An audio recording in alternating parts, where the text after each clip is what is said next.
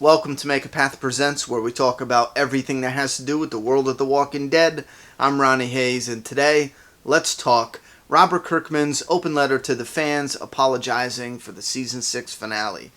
Now, first off, this was in the letter hacks of the comic, and I separated this from the review because I wanted to focus solely on this for this video. And also, I noticed that this is floating around the internet, and it's not two different letters. From what I can gather, it was posted in the letter hacks, and it might have been shared online, and that's how it went from different websites to, just on Twitter or Facebook or wherever you read it.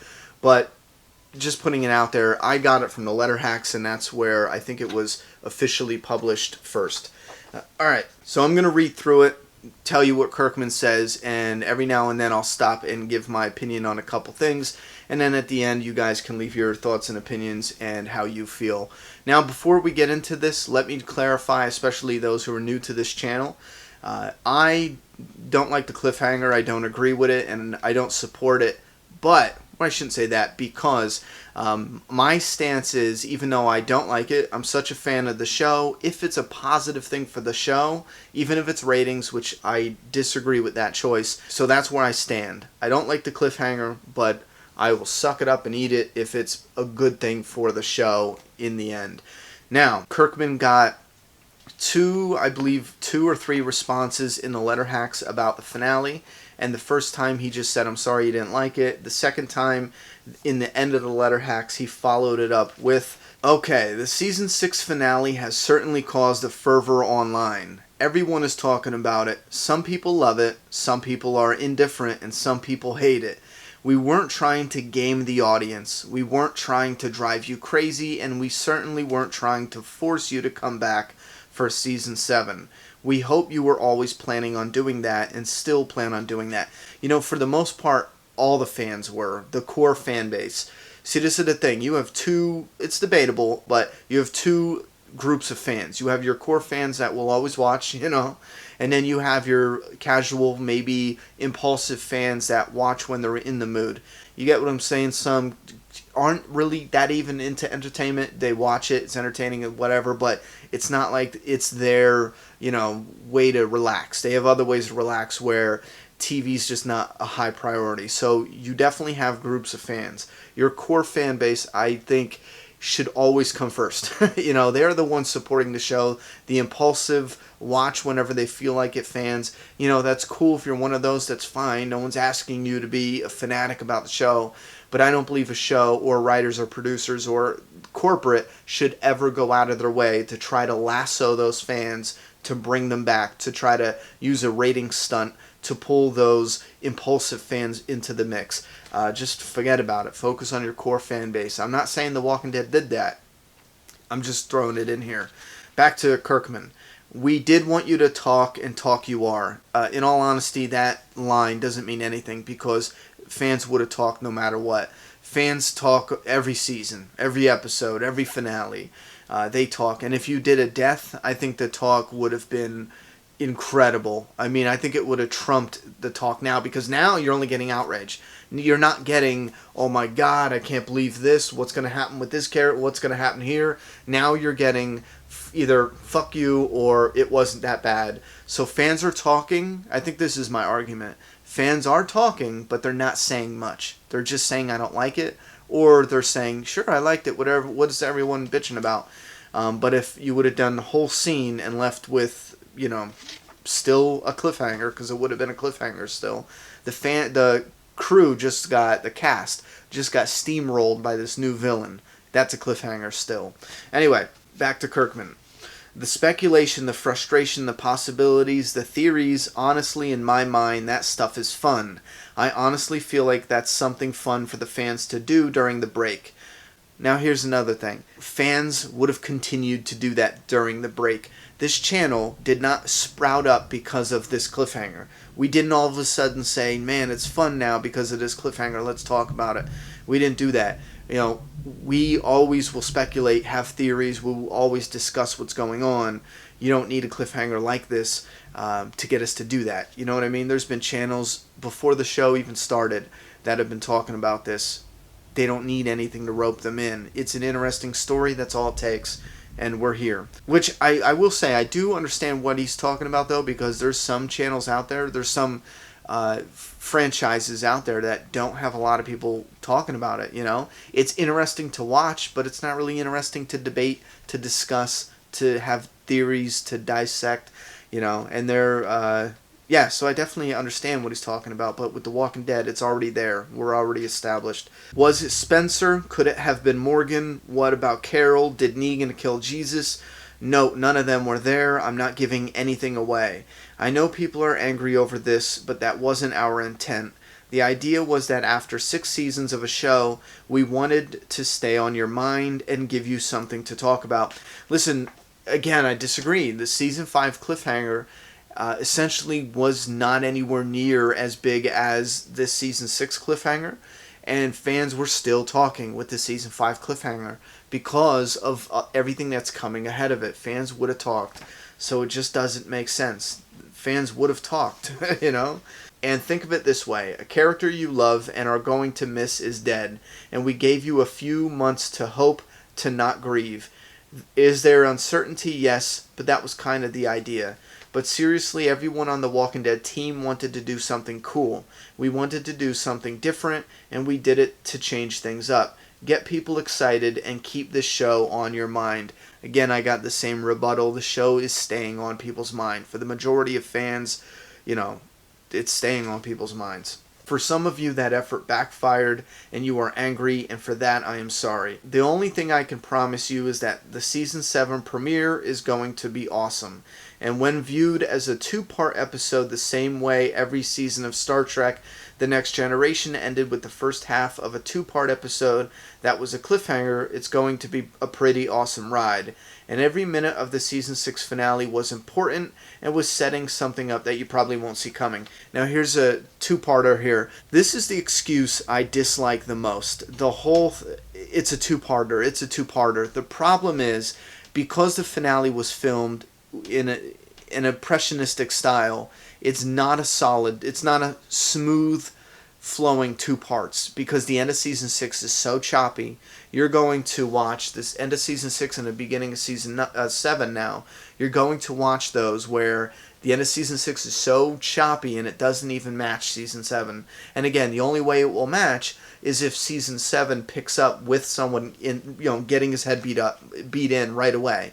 That's the only way it will match, because if you go back and do the Inny Mini Money Mo, the full scene without anything being choppy, and we see it, that's not going to flow as a 2-parter. It just won't. It can't. With one of the ends being so chopped up, it doesn't. Now, will it complete the whole? Sure, you know. But as you're watching it, there's a moment where you're going to be like, man, I really wish they would just chop this part where Negan says this and link it into the season 7 episode, because this whole 2 minutes here where the camera's showing everyone's face and they're doing this, it doesn't sink in smoothly with the beginning of season 7. And that last thing here, every minute of the season 6 finale was important and was setting something up that you probably won't see coming. This, I'm very curious to see what he's talking about, because unless he's talking about a second death, which I highly doubt. Again, I hate that idea, because it feels like it's just trying hard. It's like, okay, the comic killed 1 person, we're gonna kill 2, because obviously that's, you know, it's a generic idea. Other than maybe taking Daryl with them back to the Savior's compound, something like that. I don't see what they mean by you probably won't see it coming. It could have something to do with the kingdom. They could also be betting that we're focusing so much on the comic storyline, they're going to throw something in here that's crazy. I mean, I don't know. But that I'm really interested. I'm really hoping that's just not, you know, a salesman's tactic where, you know, I'll say that and hopefully down the line there's something that will surprise them and I can just pretend that's what I meant. You know what I mean? He ends it with, it's a cool episode, and remember, there's a lot more for Negan to do. Be afraid, be very afraid, and excited. Listen, overall, I think this was pretty cool that they mentioned this. I think it was cool that he printed this, you know what I mean? He didn't have to. Plus, I believe them for the most part. When they said they didn't, you know, intend to piss off fans, I believe them. And I will end this by saying that I don't enjoy picking apart, you know, the finale. I wanted to love it. Just like I want to absolutely love Fear the Walking Dead. And for now, for me, it's just okay. It's not exciting or blowing me away. It's okay. And I don't like that. I want to love it. I know with YouTube it's hard to tell. There's some channels and there's some commenters out there who love to nag on shit and bitch and complain, especially some that make it a habit or a trait to just shit talk episodes they say they're, or not episodes, but shows they claim they're a fan of. Or maybe it's more popular to be a fan of the comic and then shit talk the hell out of the show. That's not true for me. I would love nothing more than to love every single thing they did on the show.